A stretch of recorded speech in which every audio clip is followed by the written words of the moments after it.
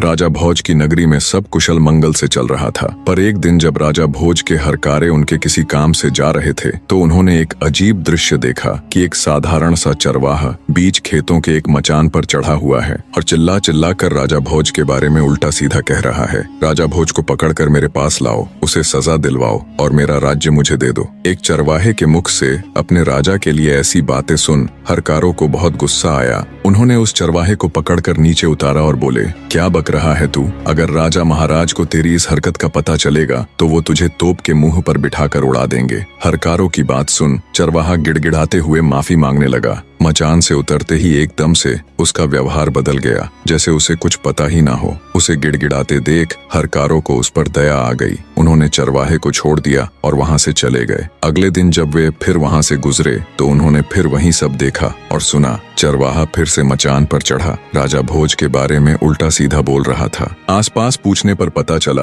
वो खेत किसी कुम्हारिन का था। जब भी वो अपने खेत में कोई फसल उगाती तो पूरे खेत में बहुत अच्छी फसल होती, पर उस मचान वाली जगह पर एक पौधा तक नहीं उगता था। आखिर कुम्हारिन ने उस जगह पर एक ऊंचा सा मचान बनवा दिया ताकि इसके ऊपर चढ़कर खेत की रखवाली की जा सके। चरवाहे के बारे में पूछा तो पता चला कि वो एक साधारण सा चरवाहा है, पर पता नहीं क्यों जब भी वो इस मचान यानी चबूतरे पर चढ़ता है तो इसी प्रकार की बातें करता है और नीचे उतरते ही उसका व्यवहार बिल्कुल सामान्य हो जाता है। ये सब जानने के बाद राजा भोज के हरकारों को बड़ा अजीब लगा। उन्होंने राजमहल जाकर ये सारा किस्सा ज्यों का त्यों राजा के सामने कह सुनाया। सारी बात सुन राजा भोज को भी बड़ा अचरज हुआ। हमारे राज्य में तो सब लोग सुख शांति के साथ रहते हैं, फिर वो चरवाहा ऐसी हरकत क्यों कर रहा है? जरूर इसके पीछे कोई तो बात है। हरकारे बोले, महाराज हमें तो लगता है उस मचान में ही कोई गड़बड़ है, क्योंकि जब भी वो चरवाहा उस पर चढ़ता है तो ऐसी बातें करता है, लेकिन जैसे ही वह नीचे उतरता है फिर से साधारण मनुष्य बन जाता है। सब जानने के बाद आश्चर्य के साथ राजा भोज बोले,